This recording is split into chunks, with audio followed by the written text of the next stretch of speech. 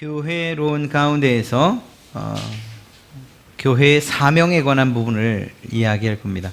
벌써 꽤 왔습니다. 14번째 시간이니까 말입니다. 교회의 사명에 대해서 이야기하려고 하는데요. 사명이라고 이야기하면 과연 그건 무슨 의미일까, 무슨 뜻일까 하는 것을 좀 먼저 생각해야 됩니다.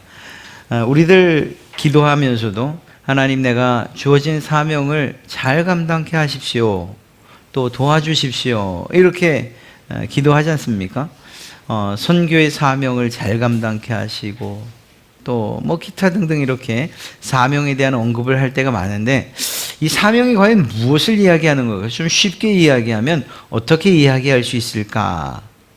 그건 바로 교회의 사명이다 이렇게 말하면, 교회가 이 땅에 존재하는 이유와 목적을 이야기하는 거예요. 왜 교회가 존재하지? 교회가 존재해서 어떤 목적을 이루려 하는 것이지? 라고 물어서 대답되어지는 게 그게 바로 교회의 사명입니다. 선교의 사명, 그러면 선교를 하는 목적이 무엇이냐에 대한 대답을 하면 그것이 바로 사명에 대한 대답이 될 수 있습니다. 교회가 세상 가운데 있지 않습니까? 시흥 삼동 지역에만 해도 굉장히 많은 교회들이 있어요. 또 금천구, 또 서울시, 전국적으로 정말 방방곡곡에 많은 교회들이 있는데, 하나님께서 그 교회를, 그 지역에 갈릴리 교회를 시흥 삼동 바로 이곳 952-3 이곳이 세우신 이유가 무엇이고, 왜 세우셨고, 세우셨다면 목적이 있을 텐데 그 목적이 무엇이냐, 이것을 알아야 돼요. 그래야 우리가 정말 그 목적대로 잘 살고 있는가, 교회가 잘 자라고 있는가를 볼 때에 우리 교회가 바른 교회다, 야, 뭔가 문제가 있는 교회다, 이런 판단이 나오기 때문입니다. 목적이 있으면 그 목적대로 가야 돼요. 그 목적대로 사용되지 않는다면 그것은 필요 없는 어떤 것이라고 해도 틀리지 않습니다. 예를 들어서 칼을 만들었어요. 굉장히 멋지게 만들었어요. 막 눈으로 보기만 해도 번쩍번쩍거리고 아주 비싸 보이는 그런 칼을 만들었어요. 그런데 이게 잘리질 않아요. 무뎌가지고. 그러면 칼의 목적이 제대로 실현되지 않은 거죠. 아무리 모양이 멋있어도 잘리지 않는다면 그건 칼이라고 이야기할 수 없고요. 별로 뭐 생긴 것도 시덥지 않게 생겼는데 그냥 손만 대면 그냥 막 정말 잘 잘려요. 그럼 그건 칼의 목적을 가지고 있다, 이렇게 이야기할 수 있어요. 교회가 아무리 크고 아름답고 휘황찬란하고 모든 편의시설을 다 가지고 있고 예배하기 편하고 또 지역 이웃 모든 사람들에게 칭찬을 받고 또 그들의 필요를 채워주고 한다 하더라도, 정말 우리가 이제부터 살피는 세 가지의 목적이 그 안에 목적하는 바, 그리고 있어야 할 세 가지가 없다고 한다면 그것은 교회라고 이야기할 수 없는 거거든요. 제대로 된 올바른 교회라고 말할 수 없다는 것입니다. 그런 면에서 교회의 사명, 교회의 존재의 목적은 매우 중요합니다. 세 가지로 살펴볼 텐데요. 첫째는 예배, 두 번째는 교육, 세 번째는 전도와 선교입니다. 여기에서 이제 관계적인 측면에서 이 세 가지를 이해할 수 있는데요. 첫째는 하나님과 우리 교회와의 관계, 하나님과 교회와의 관계 가운데에서 살펴볼 수 있는 게 예배이고요. 성도와 성도 사이의 관계 가운데 살펴볼 수 있는 것이 교육이고, 또 그러니까 교회와 성도, 그리고 교회와 이웃들, 세상과의 관계 가운데서 볼 수 있는 것이 전도나 선교예요. 그래서 이 세 가지는 관계적인 측면에서 마치 트라이포드처럼 이 어느 하나라도 사라지면 쓰러질 수밖에 없어요. 삼각대 다리에 어느 하나가 사라지면 쓰러질 수밖에 없는 것처럼, 또 이렇게 어느 하나가 짤딱만 하면 그럼 기울을 수밖에 없는 것처럼, 올바른 교회가 되기 위해서는 이 세 가지가 정말 같이 성장해야 되고 튼튼해야만 한다는 것을 알 수가 있습니다. 그 가운데 순서상은 가장 중요한 것이 무엇이냐 물으면 결국은 예배로부터 시작되는 거예요. 하나님과의 관계로부터 이야기되어지는 이 예배가 정말 우리 교회의 사명이고 또 그리고 존재의 목적이라는 사실을 오늘 살펴보려고 합니다. 교회는 예배를 위해서 존재한다고 해도 틀리지 않아요. 그런 면에서 모든 교회가 다 예배합니다. 형식은 달라요. 모양도 다를 수 있고 방법도 다를 수 있어요. 그러나 어떤 교회라 하더라도 교회라고 하면 그 모든 교회는 예배하고 있다라는 것입니다.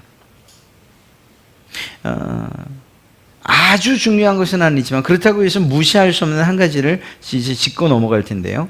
예배의 형태에 따른 그런 분류를 좀 한번 해보고 넘어가야 돼요. 왜냐하면 우리가 어떤 균형을 맞추는 데 있어서는 이 부분이 매우 중요하기 때문입니다. 일반적으로 전통과 그리고 자유, 이 두 가지의 중심에서 어느 만큼 중립적인가 하는 이게 중요해요. 전통에만 치우치는 예배도 그것도 옳다고 말할 수 없고요. 너무 자유로움으로 치우치는 예배의 형식도 옳다고 이야기할 수 없어요. 그래서 매튜 핀슨이라고 하는 사람은 기독교인의 예배에 대한 5가지 관점이라는 글에서 이 5가지 내용으로 예배를 분류하고 있습니다. 그리고 순서상 전통으로부터 자유라고 하는 측면에서 이렇게 쭉 살펴보면 첫째는 예전적인 예배라고 할 수 있는데 바로 그것이 루터교, 성공회, 카톨릭, 정교회 등 전통적인 형식, 오히려 형식과 전통을 강조하는 그러한 예배의 모습입니다. 우리하고는 많이 틀리죠.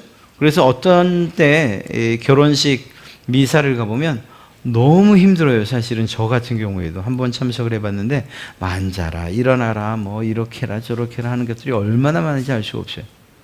그러나 그것은 우리에게는 그렇게 앉아라, 일어나라라고 하는 말에 불과하지만 그분들은 그것이 전통이죠. 예식과 예배의 전통으로 이어져 내려오는 거예요. 이머징 예배라고 하는 것인데요. 이러한 예전적 예배, 그러니까 고전적이면서도 거기에 지금 이 시대를 대표하는 포스트모더니즘의 청중들이 좋아하는 요소들을 가미한 거예요.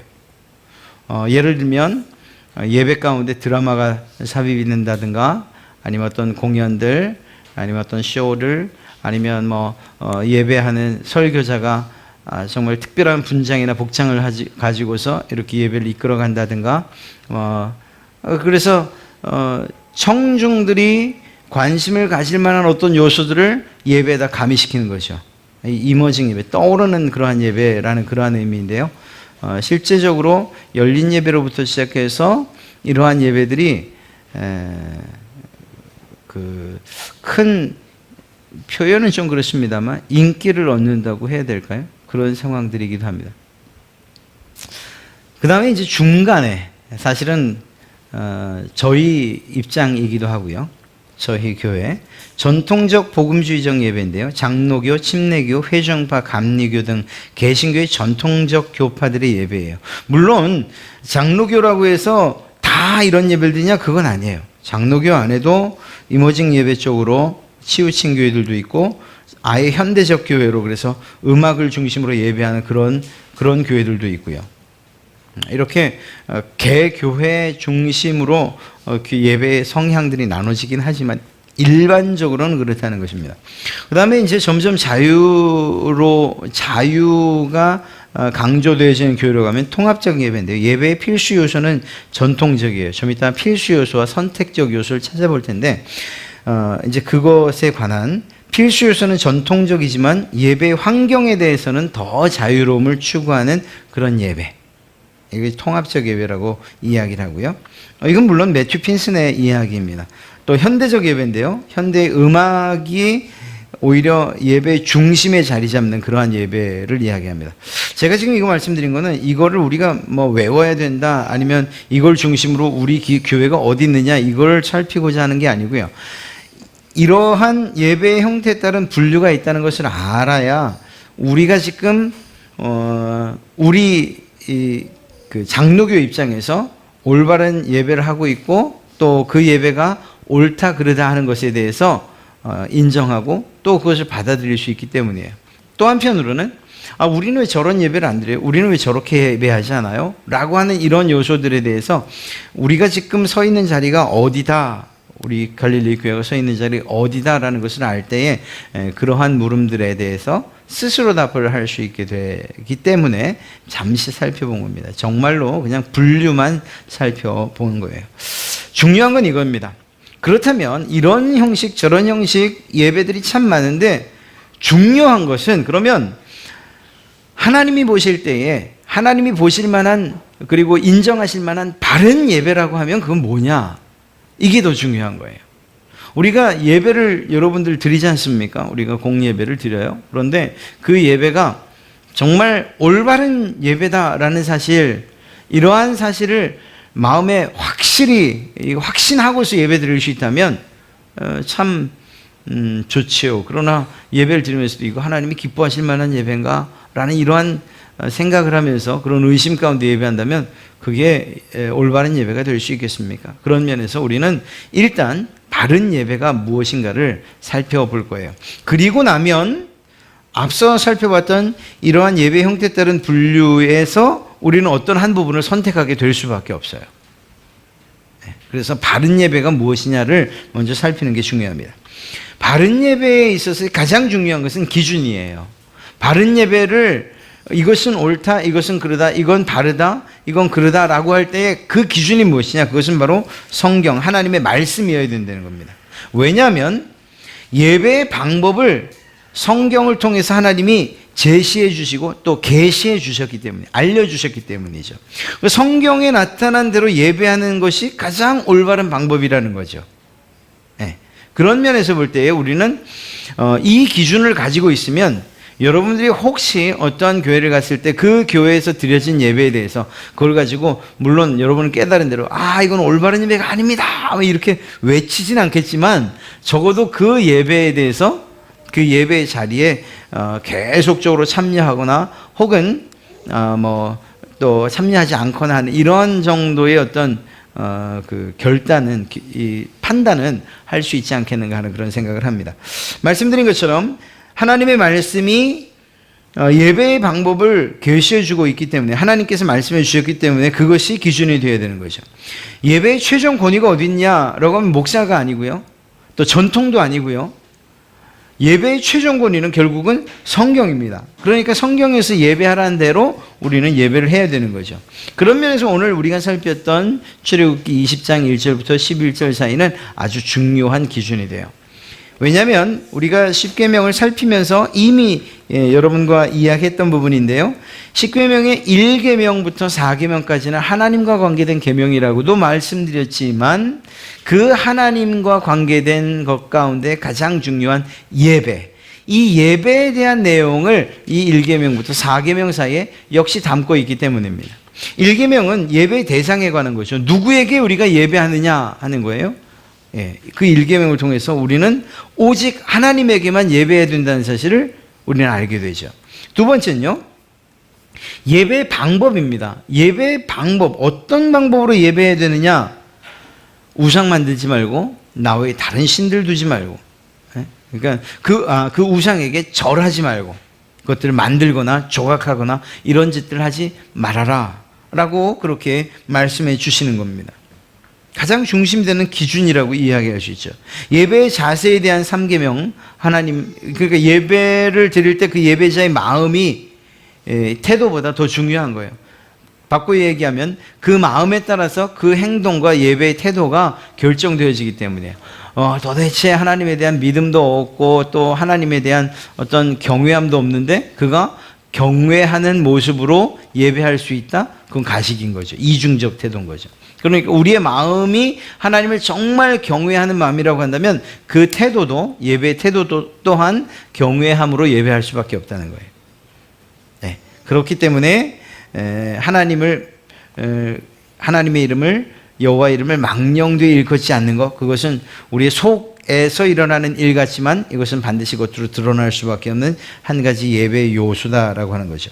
또 한 가지는 예배의 시간에 관한 거죠. 바로 안식일에 관한 계명이 4계명에 담겨 있습니다. 그러니까 1계명부터 4계명은 하나님과 관계된 것인 동시에 예배, 올바른 예배에 대한 기준을 이 10계명 1부터 네 번째 계명까지가 잡아주고 있는 것이라고 이야기할 수 있습니다. 예배 요소가 있는데 말씀드린 것처럼 필수 요소가 있고 선택적 요소가 있어요. 필수 요소라고 하면 그것은 말씀과 성찬, 기도, 찬양, 또 헌금도 포함되겠죠. 이것이 예배의 필수 요소라고 한다면 선택적 요소는 뭐냐? 얼마만큼 설교를 내가 길게 할 것인가, 설교자가. 짧게 하든 길게 하든 뭐 하루 종일 하든 이런 것들은 사실 선택적인 문제예요. 네, 그리고 또 뭐 기도를 몇 번 할 것이냐, 또 혹은 어느 시간에 예배할 거냐. 공적인 예배, 10시에 하는 게 옳다, 11시에 예배하는 게 옳다, 12시에 예배하는 게 옳다. 이거는 사실 부차적인 일이라는 거예요. 그 다음에 장소도 마찬가지고요. 순서도 마찬가지예요. 물론 이것들이 중요하지 않다는 건 아니에요. 예를 들면 순서 같은 경우 매우 중요해요. 그리고 정말 의미 없는 것들이 빠져야 되고 있어야 될 그러한 요소들로 채워져야 되는 게 순서이기도 해요. 그러나 필수냐라고 물은다면 그것에는 포함되지 않는, 필수는 말씀과 성찬, 기도, 찬양이라고 이야기할 수 있습니다. 자, 두 번째는요, 이 언약적인 관점에서의 예배인데요. 예배 안에 과연 이 예배가 어떤 관점에서 드려져야 되냐 하는 거예요. 그냥 단순하게 시간이 됐고 또 지금까지 드려오던 예배 형식이 있고 또 목사님이 바뀌더니 예배 순서를 바꾸더라고. 그냥 바뀌면 바뀌는 대로 그냥 드려지기만 하면 예배냐? 물론 그렇게 예배할 수도 있지만 여러분들이 좀 더 예배에 대한 관심과 그리고 또 주의를 기울인다면 우리가 어떤 관점 하에서 드리는 예배가 올바르고 하나님께서 기뻐하시는가를 한번 생각해 봐야 되는 거죠. 그것은 바로 언약적 관점에서의 예배. 하나님과 우리 사이에, 이 성경은 언약책이라고 해도 틀리지 않아요. 구약, 신약, 그렇죠? 약속의 책이고 약속의 말씀이에요. 이러한 하나님과의 언약 관계 가운데서 우리가 예배를 한다고 할 때에 가장 중요한 것은 무엇인가 하면 예배가 어떤 한 사람이나 하나님 어느 한편에서 일방적으로 주도되어지는 예배는 아니라는 거예요. 약속이라는 게 A와 B가 서로 약속을 하고 체결을 하는 것처럼 이 예배 또한 언약적 관점에서 예배라고 하면 하나님과 사람 사이에서 이루어져야 되는 예배라는 거예요. 하나님은 온데간데 없고 사람들만 열광적으로 예배하는 예배? 하나님께서 예배를 받으셔야 되는데 정작 예배할 사람이 없는 예배? 이러한 것들은 올바른 예배라고 말할 수 없는 겁니다. 그래서 이 언약적 관점이라는 것은 하나님께서 행동하시고 말씀하시는 순서가 있고 또 이것에 반해서 인간이 행동하고 반응하는 순서, 이 두 가지가 다 있는 것을 이야기합니다. 다시 말하면 이런 거죠. 하나님께서 말씀하십니다. 바꿔 얘기하면 하나님이 은혜를 우리에게 주셔요. 또 복을 주셔요. 무엇을 통해서 주실까요? 설교를 통해서, 성찬을 통해서 우리에게 주셔요. 은혜의 방편이라고 우리가 배웠잖아요. 그렇죠? 반대로 그러한 하나님께서 위로부터 내려주시는 은혜와 복에 대해서 우리는 어떻게 해야 되느냐? 반응을 해야 되는 거죠. 어떻게 해요? 감사한 마음으로 감사해야 되고 그 감사가 때로는 찬양으로 때로는 기도로 올려지는 거예요. 때로는 헌금으로.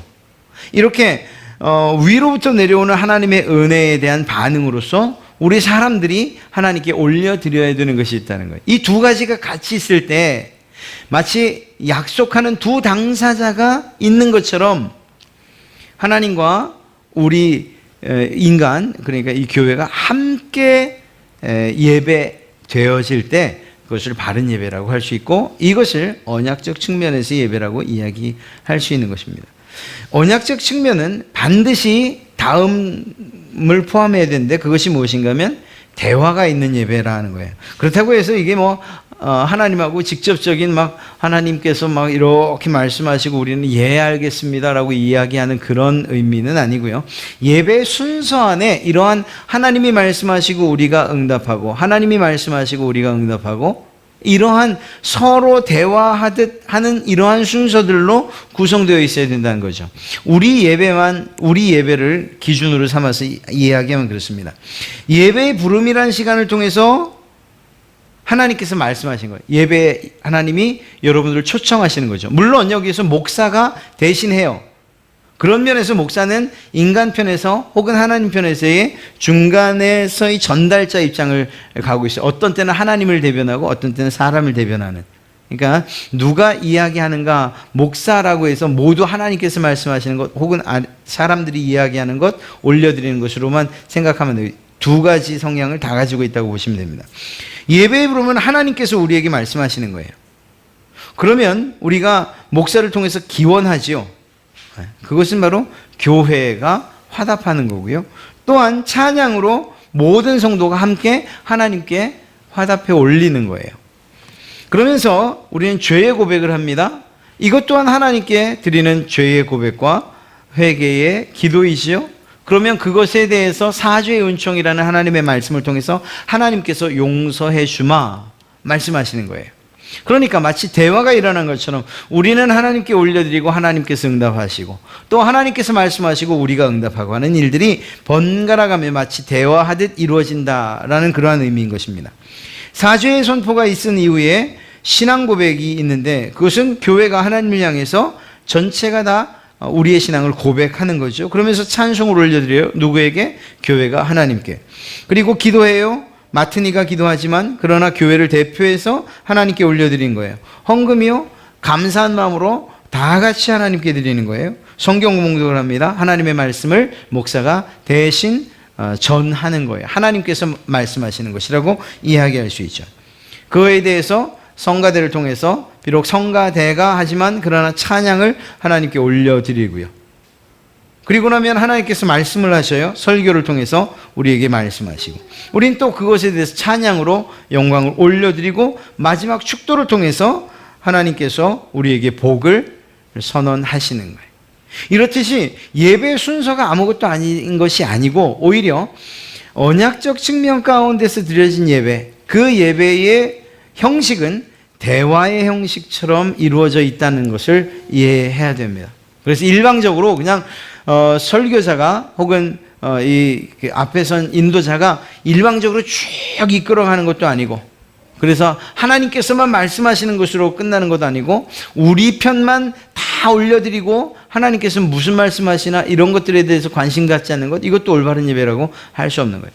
그런 면에서 볼 때에 언제나 가장 중요한 것 한 가지를 이야기하라고 하면 그럼에도 불구하고 이렇게 쌍방간에 이야기하는 것 같지만 언제나 그 주도권은, 예배의 주도권은 하나님에게 있다라는 사실을 잊지 말아야 됩니다.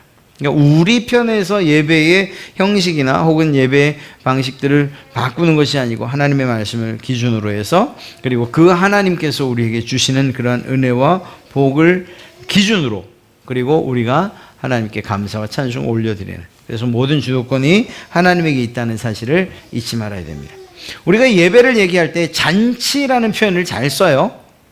예배에 대해서 잔치라는, 사실 이 잔치라는 표현을 즐겨 쓰진 않아요. 좀 장로교 같은 경우에 좀 더 거룩함 그리고 또 엄숙함 이렇게 어느 정도 예배에 대한 보수적인 전통을 갖고 있기 때문에 잔치라는 표현을 잘 쓰진 않지만 그러나 지금 이제 이렇게 이야기하는 의미를 좀 살피면 잔치로서의 예배도 말이 되겠구나 하는 생각을 하실 겁니다. 잔치의 주인에 대해서 우리는 흔히 생각하길 교회다, 성도다 이렇게 표현을 합니다. 마치 우리가 예배를 다 마련해 놓고서 하나님 이제 오십시오 이렇게 하나님을 초청하는 것처럼 이렇게 착각을 해요. 그러나 그게 아니고요. 우리가 앞서 말씀했던 것처럼 예배의 부름, 즉 하나님께서 우리를 초청하시는 거예요. 우리가 우리의 건물을 짓고 우리가 예배를 인도하고 우리가 예배에 대한 순서지를 마련하고 성찬 떡을 마련하고 뭐 모든 것들 다 우리가 준비하니까 성가된 찬양을 준비하고 하니까 우리가 마치 잔치를 베푸는 주인공처럼 생각되지만 그게 아니죠. 하나님께서 베푸신 잔치에 우리가 가는 거예요. 우린 초대받은 거예요. 그 하나님의 잔치에. 이 생각을 바꾸지 않으면 주인이 주객이 전도되는 이런 일이 발생하게 됩니다. 교회가 주인이 되어서 하나님께 음식, 즉 다시 말해 기도도 드리고 찬양도 드리고 헌금도 이렇게 제공하는 게 아니에요. 형식은 그런 모습으로 보이지만 결코 그렇지 않아요. 이방 사람들의 제사가 바로 그렇죠. 제사상 차려놓고 그 다음에 귀신 오라고 초청하는 거예요. 와서 맛있게 먹고 우리에게 복 주십시오.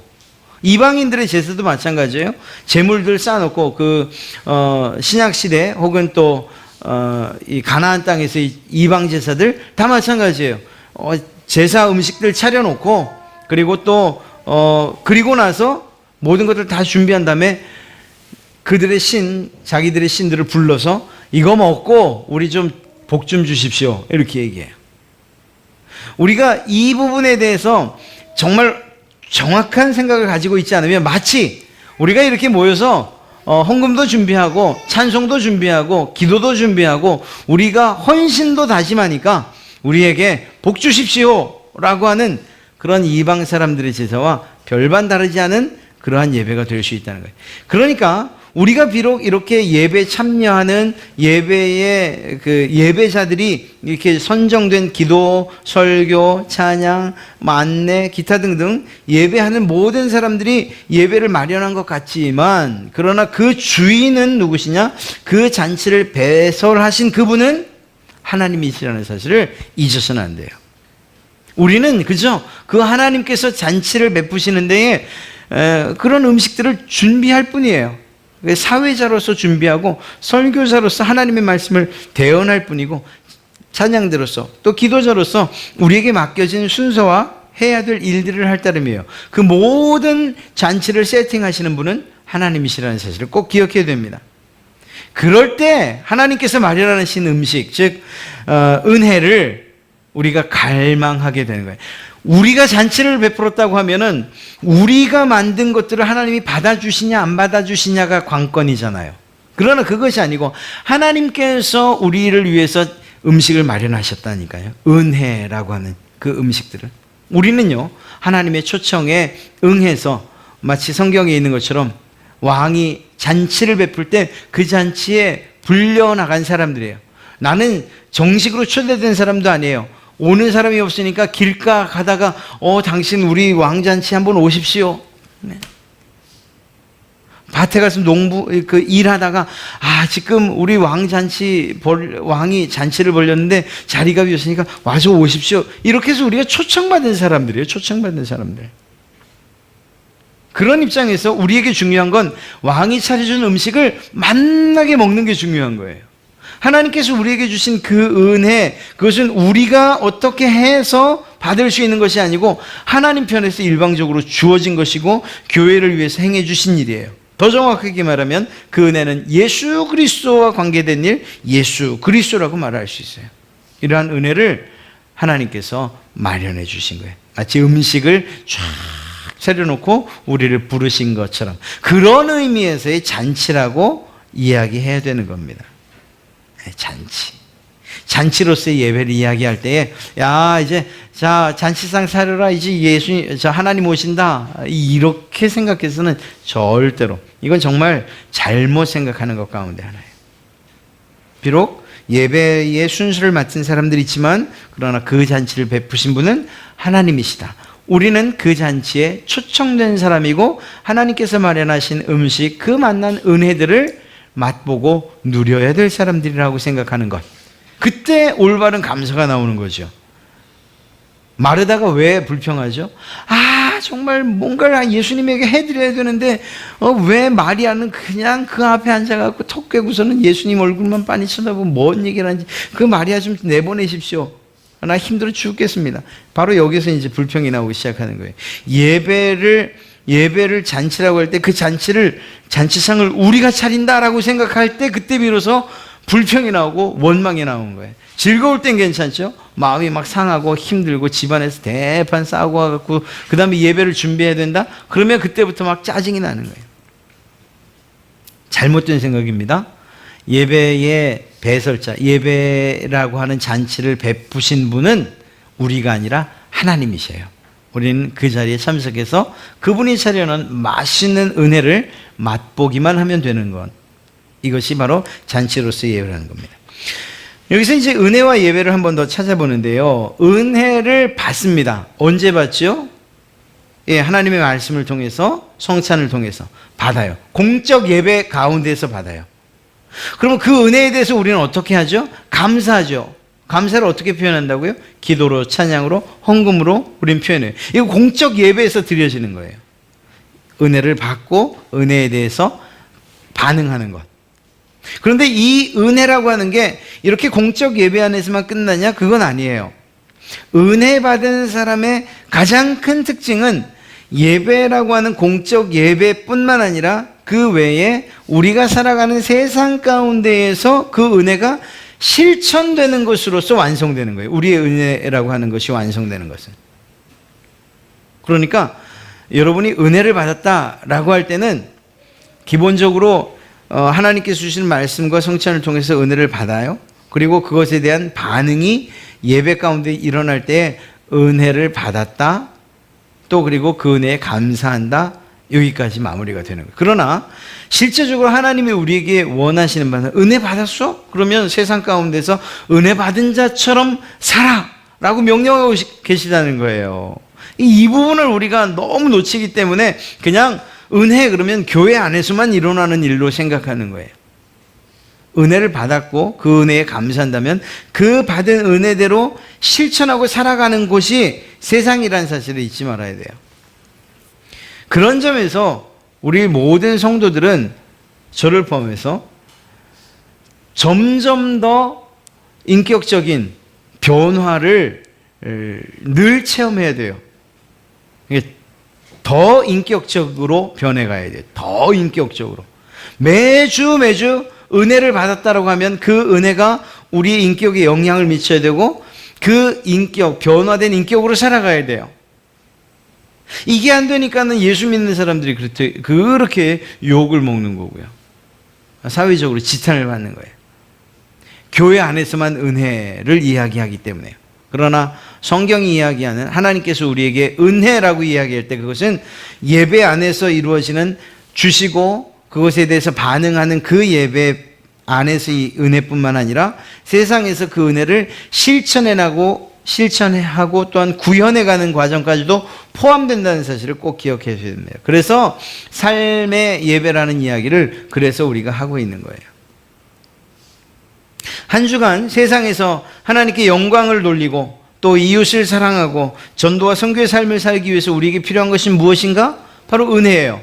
그런 점에서 공적인 예배 가운데서 우리가 은혜를 충만히 받아야 될 필요가 있는 것이고 그 은혜를 정말 많이 정말 풍성하게 받기 위해서 우리는 하나님께 기도하고 요청해야 될 필요가 있어요. 그래서 말씀드리잖아요. 예배 전에 나와서 해야 되는 기도가 뭐냐? 하나님, 내가 오늘도 하나님의 은혜를 풍성히 받기를 원합니다. 이유는 뭘까요? 이제 내가 세상에 나가서 은혜 받은 자처럼 은혜를 실천하면서 살아야 되는데 하나님도 사랑하고 이웃도 사랑하고 복음을 전하는 그러한 삶을 살아야 되는데 하나님의 은혜가 아니면 살 수 없습니다. 그러니까 오늘 이 시간 제게 큰 은혜, 풍성한 은혜를 주십시오. 이렇게 기도해야 되는 거죠. 이것이 올바른 예배인가요? 두 번째는요, 구속사적 관점에서 예배를 이야기할 수 있는데요. 구속사적이다 그러면 하나님께서 창조하시고 인간에게 타락이 있고 그리고 그 타락에 대한 하나님의 구속이 있어요. 그렇죠? 이러한 관점에서 우리의 모든 성경을 보게 되는 겁니다. 그리고 그 구속사의 중심에 누가 있냐? 예수 그리스도가 있는 거죠. 이것을 구속사적인 관점이라고 이야기를 해요. 그렇게 볼 때에 안식일에 대한 이야기를 이제 우리가 하게 되는데, 첫째는 안식일은 창조 기념일로서의 안식일입니다. 이것을 부인할 수는 없어요. 출애굽기 20장 8절과 11절 우리가 오늘 읽었던 말씀을 보면 이렇게 이야기하고 있습니다. 빨간색만 제가 읽어보죠. 안식일을 기억하여 거룩하게 지켜라. 그 이유는 하나님께서 모든 것을 만들고 일곱째 날에 쉬셨기 때문이다. 창조와 관련되어 있는 것을 알 수 있습니다. 그래서 1차적으로 안식일을 이야기할 때는 바로 이 창조 기념일로서의 안식일을 우리가 기억해야 돼요. 안타까운 것은 안식교도들이나 안식일을 주장하는 사람들은 이 1차적인 개념에서의 창조 기념일로서 안식일만을 주장하기 때문에 그들이 그 안식일을 벗어날 수가 없는 거예요. 무슨 이야기인가 하면요, 출애굽기 20장에서는 이렇게 안식일에 대해서 설명을 하고 있지만 신명기 5장 15절로 오면 이 안식일을 지켜야 되는 이유가 바뀌는 것을 보게 됩니다. 그래서 구속기념일로서의 안식일을 우리에게 선언해 주고 있어요. 신명기 5장 15절에 빨간색만 제가 읽어보면 이렇게 기록되어 있죠. 거기서 너를 인도하여 내었나니, 애굽이죠. 애굽에서 하나님이 너를 인도하여 냈으니 그러므로 안식일을 지키라, 이렇게 이야기하고 있어요. 창조의 개념이 아니고요, 하나님께서 구원하신 그 개념을 도입해서 그 관점에서 그것을 구속을 기념하는 날로서 안식일을 지킬 것을 명령하고 계신 거예요. 그러니까 안식일을 보는 관점이 바뀐 거예요. 처음에는 창조로서 그 안식일을 지키게 하셨는데 이제는 구속을 기념하는 의미로서 안식일을 지키게 하셨어요. 여러분, 이게 광야 가운데서 일어난 일이에요. 뭐 한 몇천 년 지난 다음에 이런 관점이 바뀐 게 아니고, 출애굽기 그러니까 애굽에서 나오자마자 그들에게 주셨던 첫 번째 안식일에 대한 관점은 창조의 관점에서 안식일을 지키도록 명령하셨다면, 두 번째 계명이라고 두 번째 율법의 선언이라고 할 수 있는 이 신명기에서는 가나안 땅에 들어가는 사람들에게 무엇이라고 했나요? 하나님께서 너희를 구속하셨잖냐? 그 구속을 기념해서 안식일을 지켜라, 이렇게 얘기해요. 창조에서 구속으로 그 관점이 바뀐 것을 보게 됩니다. 많은 사람들이 그렇게 묻죠. 아니, 하나님께서 말씀하신 그 안식일은 지금의 토요일 아니냐? 그런데 왜 당신들은 토요일이 아닌 주일에 예배하고 있느냐, 이렇게 이야기합니다. 안식일을 지키는 사람들이. 그러면서 하나님의 법을 너희가 어기고 있는 거다, 이야기를 하죠. 그러면 여러분들이 대답해야 될 이야기가 바로 오늘 이야기하는 내용이어야 돼요. 예배일이 변경되는 것은, 그것은 안식일에 대한 취지가 변경된 거예요. 이것은 성경 안에서 분명하게 변경되어져 있는 그러한 상황들을 우리가 지금 봤지 않습니까? 창조에서 구속으로. 즉 다시 말해, 안식일을 지키는 그러한 취지가 창조로부터 구속으로 바뀌어 있는 것을 우리가 알 수 있습니다. 그리고 이 구속 사건은 단지 애굽에서 구원해낸 그 사건뿐만 아니라 그것의 더 큰 실체인 예수 그리스도께서 우리를 죄와 사망으로부터 구속해 주신 사건, 바로 부활 사건을 이야기하고 있는 것이에요. 다시 말씀드리면 예수님께서 이루신 구원의 완성이 언제냐? 안식 후 첫날인 거죠. 지금 이야기하면 일요일, 주일이 된 거죠.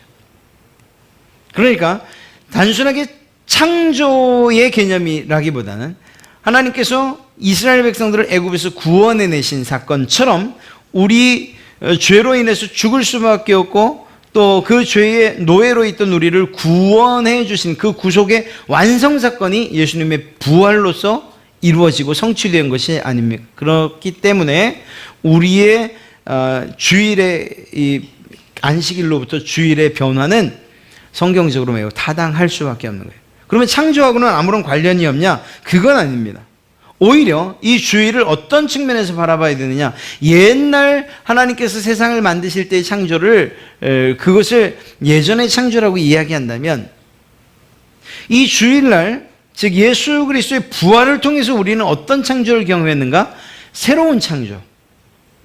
예수 그리스도로 인해서 죄로부터 구원받은 옛사람으로부터 새 사람으로 이러한 변화, 새로운 창조를 우리가 이미 경험하고 있는 거죠. 그런 면에서 볼 때 이미 창조와도 관련되어 있는 그러한 주일, 안식일의 개념에 바뀐 것이, 그 개념이 바뀌어 주일로 되었다고 해도 결코 틀리지 않다는 것입니다. 즉, 주일은 새 창조, 예수님의 부활을 통한 새 창조의 시작을 의미하고 또 그 창조의 완성이라고 할 수 있는, 언제 이루어지죠? 주님 재림하시는 날. 그 창조의 완성을 소망하는 그러한 날이 바로 주일인 것입니다. 그래서 예배 공식 이 안식의 개념이 안식일로부터 주일로 바뀌어진 것, 그리고 그날 예배하는 것, 이것은 결코 성경적으로 아무런 문제가 없다라는 사실을 우리가 알아야 됩니다. 마지막 한 가지 더 살펴보죠. 예배를 이야기할 때, 특별히 구속사적 관점에서 예배를 이야기할 때 공연으로서의 예배를 이야기해요. 공연, 연극 공연, 드라마 공연, 이렇게 공연하지 않습니까? 이렇게 공연으로서의 예배를 이야기할 수 있는데요. 그것은 무엇인가 하면 설교를 통해서 하나님의 약속과 명령을 깨닫는 거예요. 그리고 구속사 가운데서 하나님이 행하셨던 일들, 그리고 예수 그리스도를 통해서 성취하신 일들을 설교를 통해서 우리가 듣게 되죠. 그러나 동시에 성찬을 통해서 구속사의 그런 핵심적 사건, 예수 그리스도의 몸과 그리고 그 살이 찢기고 흐른 피로 말미암아 우리가 구원받았다는 그 사실, 그리고 그분의 그 살과 피를 먹음으로 예수 그리스도와 연합되었다는 이 사실을 이야기하는 이러한 핵심적인 사건을 실제적인 감각을 통해서 우리가 경험하게 되는 거죠. 어떤 감각이요? 그냥 귀로만 듣던 설교뿐이 아니고 이제 그것을 손으로 느끼고 맛으로 보고 그리고 이 감정적으로 충분히 느끼게 되는, 그래서 성찬은 오히려 우리의 오감을 통한 하나님의 은혜를 경험하는 시간이라고 해도 결코 틀리지 않습니다. 예, 그런데 여기에서 이제 공연이라고 할 때 우리가 어떤 생각을 하는가 하면 아까 잔치와 똑같은 생각이에요. 교회가, 그러니까 여러분들과 제가 배우예요. 배우. 공연하는 배우. 그리고 관객은 누구냐? 하나님이라고 생각하는 거예요. 그리고 하나님께서 아이고 너희 참 애썼고 수고했구나, 내가 너희들에게 공연비를 줘야지, 은혜와 복을 주시는 것처럼 생각하는, 그러나 그것이 잘못됐다는 것입니다. 하나님이 또는 반대로 다른 경우는 교회가 기도, 찬양, 헌금 이런 것을 통해서 하나님을 위해서 공연한다고 생각하는 그런 의미가 아니에요. 뿐만 아니라 이런 경우도 있죠. 구도자 예배, 혹은 누구를 중심으로 예배하느냐, 구도자 예배라는 게 다른 게 아니고요, 처음 믿는 사람들을 위한 그러한 예배인 거예요. 그래서 설교의 내용이나 그런 세팅이나 이런 모든 것들이, 모든 예배가 다 구도자 그러니까 처음 믿는 사람, 초신자를 중심으로 예배의 포커스가 맞춰져 있는 거예요. 그때는 누가 주인공이 되는 거죠? 예, 그 불신자, 이제 예수 믿기로 결정한 사람이 주인공처럼 그렇게 돼버린 예배가 되는 거죠. 그분이 그 불신자가 관객이 되는 그런 공연을 이야기하는 것도 아니에요. 여기서 공연이라고 한다면 앞서 말씀드렸던 것처럼 하나님이 주인공이셔요. 하나님이 잔치를 베풀었던 그러한 주인인 것처럼 역시 공연으로서의 예배를 이야기할 때도 하나님이 주연이셔요. 주인공. 그리고 교회가 관객인 거예요. 그리고 하나님께서 베푸시는 그러한 공연을 우리가 보는 거예요. 어떤 공연을 하나님이 하시냐고요? 설교자를 통해서 하나님의 구속 사건을 드라마처럼 이야기하시고, 그 구속 사건을 성찬이라는 것을 통해서 감각적으로 느끼게 하시는 거예요. 4D 영화관 가면은 막 그냥 의자가 움직이는 게 4D인가요? 하여튼 바람도 나오고 막 냄새까지 나고 그러잖아요. 그런 데다가 요즘에 이렇게 안경 끼고 보는, 갑자기 생각이 안 나네. 하여간 그런 거 있어요. 들여다보면 막 그냥 의자가 움직여요. 밖에서 보면 진짜 신기하고 웃겨요. 막 소리도 지르는 거 보면, 의자에 앉아갖고 안경 쓰고서 이러거든요. 근데 보면 실제로 그걸 쓰고 오면은 롤러코스터 타고 막 귀신도 튀어나오고 막 그래요. 깜짝깜짝 놀라기도 하고요. 막 저쪽에 돌 던졌는데 막 저에게 막 날라오는, 불화살이 막 날라오는 것 같고 그래요. 무슨 얘기인가 하면요, 하나님께서 우리를 위해서 베푸시는 구속 드라마라고 하는 공연을 우리가 보고 있는 거예요.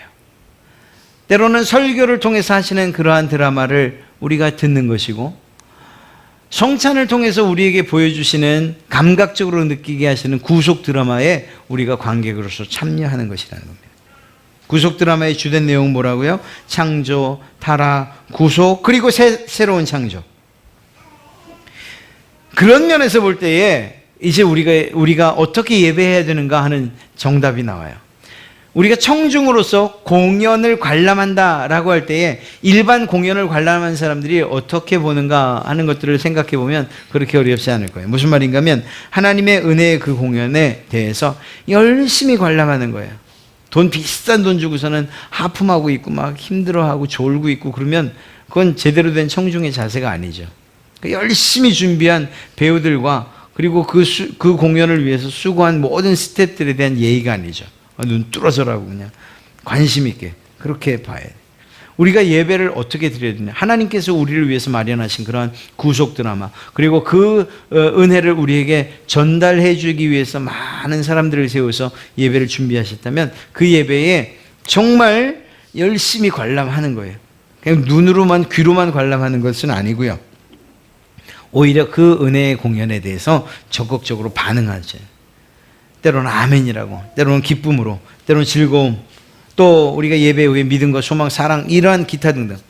저는 제가 처음 여기 이제 우리 교회 왔을 때에 그런 이야기를 드렸어요. 제가 그런 말씀 드린 지 참 오래되고 안 드린 지 꽤 오래되는데 무슨 얘기인가 하면, 저는 개인적인 얘기예요. 이게 뭐 다른 교회에서 통용이 될지 안 될지는 잘 모르겠습니다.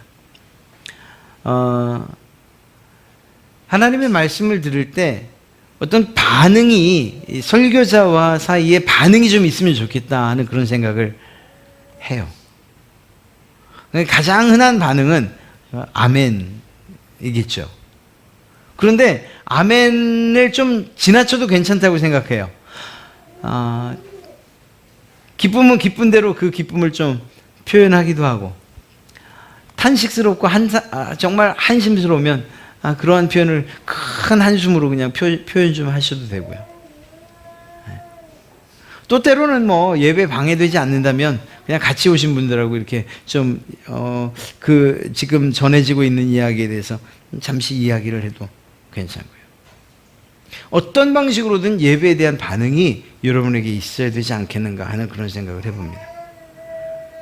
막 가슴이 벅차오르면 그냥 벌떡 일어나서 아멘, 뭐 이것도 괜찮고 할렐루야도 괜찮고, 그냥 제가 좀 깜짝 놀라는 것밖에 더 있겠습니까?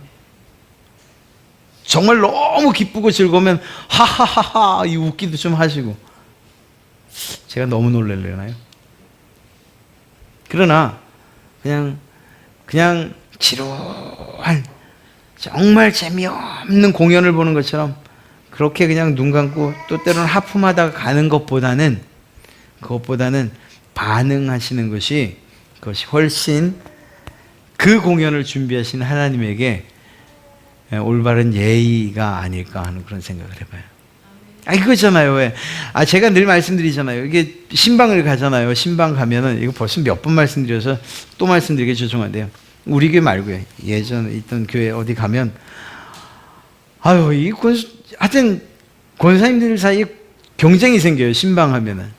거기서 뭐 했대? 그러면 또 그러면 그보다 좀 더 맛있는 거, 또 화려한 걸 하신단 말입니다. 이렇게 좀. 같이 신방을 다녀요. 그러면 이제 신방 대원들하고 뭐 구역장님, 교구장님 해가지고 신방 대원들하고 가서 너무 맛있게 잘 먹어요. 좀 배부른데 어느 정도인가 하면 이제 구역장님이나 교구장님이 부탁을 해요. 제가 너무 많이 먹으면 다음에 가서 또 힘드니까 제발 좀 조절 좀 해주세요. 네, 대답은 하는데 또 가면 또 갔다가 또 막 얹어주고 막 이런데 그걸 말리질 못하세요. 어찌됐거나. 막 먹고 나서 그 다음에 제일 마지막에 어떤 권사님이 꼭 그렇게 얘기를 하세요. 물이 제일 맛있다. 어쩜 물이 제일 맛있겠어요. 여기 차려놓은 정성이 있는데. 하나님께서 그냥 진수성찬 은혜 주시려고 이렇게 준비하시고 저렇게 준비하시고 그냥 상을 거하게 차려놓는데 그냥 먹을 만한 게 없네. 집에 가서 라면이나 끓여 먹어야겠다. 아유, 물이 제일 맛있네. 이러시면 그 상처를 놓는 하나님 참 마음 아프지 않으시겠어요? 사람도 그런데. 그러니까 예배에 대해서는 적극적인 반응, 우리의 심령, 정말 소리는 지르지 못한다 하더라도 그냥 속으로 그냥 그래, 아멘. 뭐 겉으로 못하면 어떻습니까? 제가 표정 보면 다 알거든요. 네. 저도 그런 표정을 보면 기운이 확 나요. 하나님 얼마나 기쁘시겠어요. 그래서 예배에 대해서 그냥 지루하고 힘들고 졸리고 맛없고 따분하고 지리하고 이런 거 말고, 그건 사실은 그분의 마음이 안 열려 있기도 하고요. 물론 설교자의 문제일 수도 있어요. 그러나 그렇지 않다고 한다면 마음을 열고 정말 하나님의 말씀, 그리고 그 하나님이 베푸시는 잔치와 그 공연에 적극적으로 참여하시고 반응하시는 이런 일들이 있으면 여러분이 기도하시는 바로 그것, 하나님 은혜를 풍성하게 주십시오 라고 하는 그 기도가 정말 100% 이상 이루어질 줄로 믿습니다. 이러한 은혜들을 경험하시고 그 은혜로 또 세상을 능히 이기면서 살아가시는 그러한 여러분 되시기를 주님의 이름으로 축복합니다.